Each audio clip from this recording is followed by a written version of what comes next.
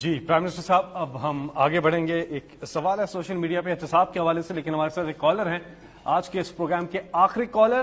لیکن پروگرام ختم ہونے کے بعد آپ اپنے ریکارڈ کروا سکتے ہیں میسجز جو بھی ہوں ادھر آفس میں. جی السلام علیکم. جی وعلیکم السلام.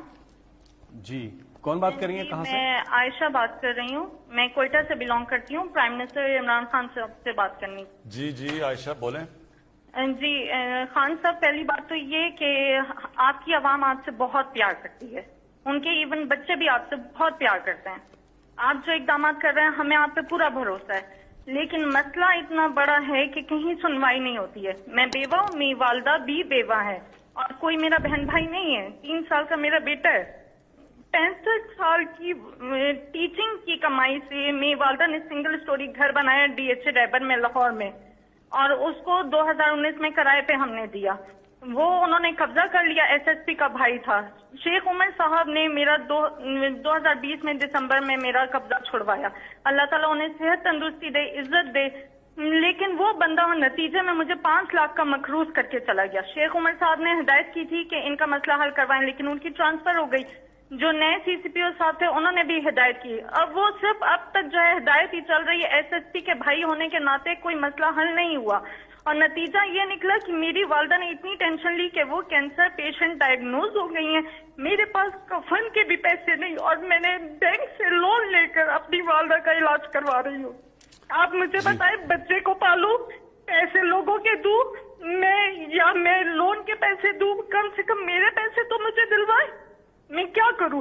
اور کم سے کم سوسائٹی اتنی بڑی ہے، اس کو اس چیز کا پابند بنائیں کہ جس طرح عسکری سوسائٹی وہ رینٹ کے معاملات کو دیکھتی ہے تو یہ بھی رینٹ کے معاملات دیکھے.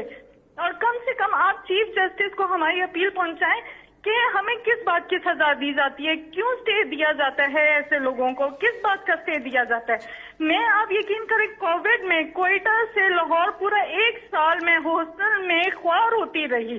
پورا 1 سال ایک کمرے میں ہاسٹل میں اپنی والدہ اور بچے کے ساتھ میں رہی ہوں کہ میرا گھر کسی طرح چھوٹ جائے، لیکن کچھ نہیں ہوتا تھا. آپ کے نمائندوں کے پاس بھی میں گئی، ذلیل ہوتی تھی میں.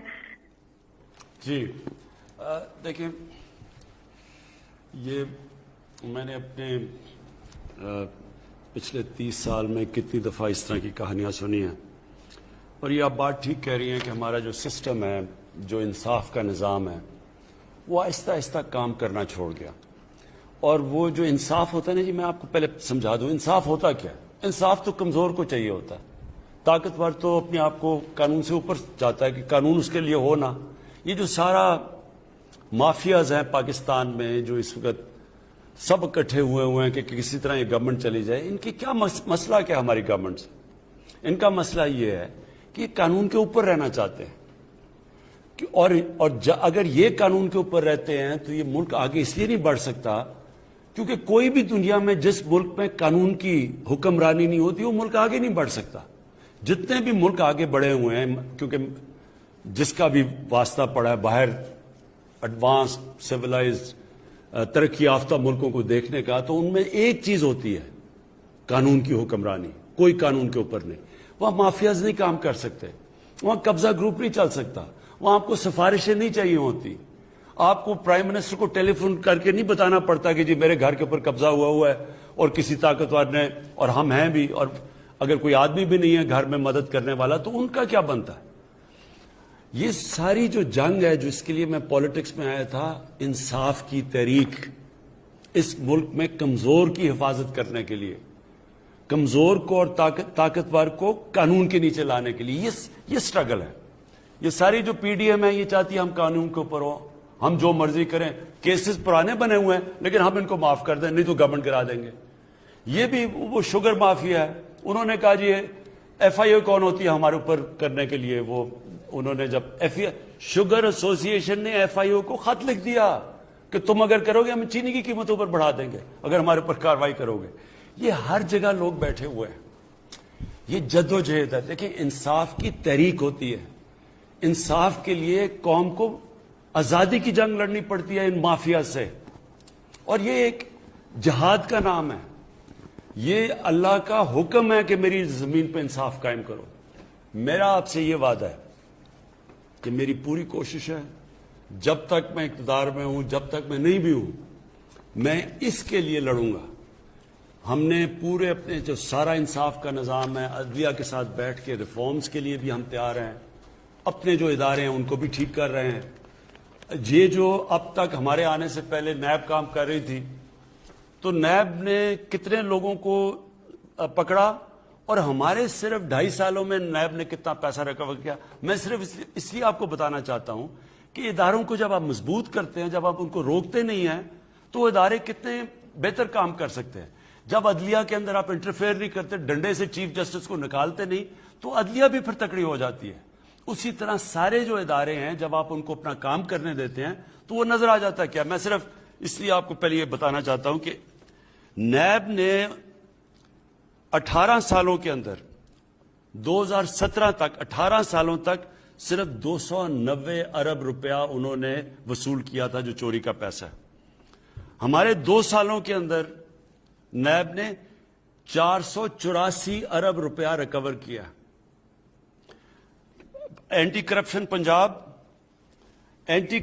پنجاب نے 10 سالوں میں, جو پچھلے 10 سال تھے نون لیگ کے, اس میں صرف 2.6 ارب روپیہ ریکور کیا تھا. ہمارے 2.5 سالوں کے اندر جو زمین ہی صرف انہوں نے ریکور کیا وہ 218 ارب روپیہ.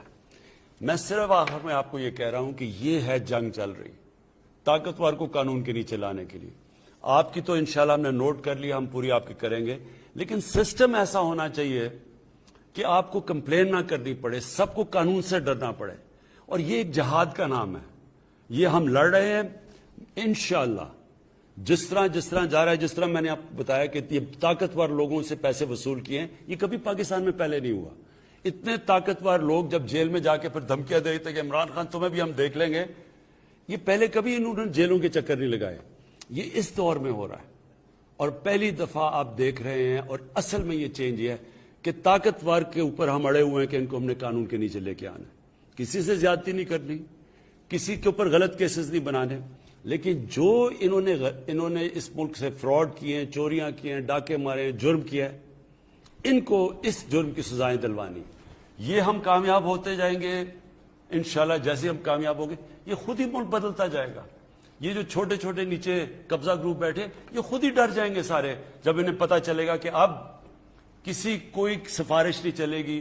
یہ قبضہ گروپ اس لیے کامیاب ہو جاتے ہیں کہ ان کو پولیس کی پروٹیکشن مل جاتی ہے, طاقتور کوئی ایم این اے پروٹیکٹ کر لیتا ہے, اس لیے کام کرتے ہیں. لیکن جب ان کو یہ پتہ چلے گا کہ اس ملک میں کسی قسم کی سفارش نہیں چلے گی, انصاف ملے گا, یہ خود ہی ختم ہو جائے گا سارا جو قبضہ گروپ ہے. جی, جن لوگوں کی کال نہیں مل سکی, آئندہ آپ سے ملاقات ہوگی. اپنا خیال رکھیے گا. پاکستان زندہ باد.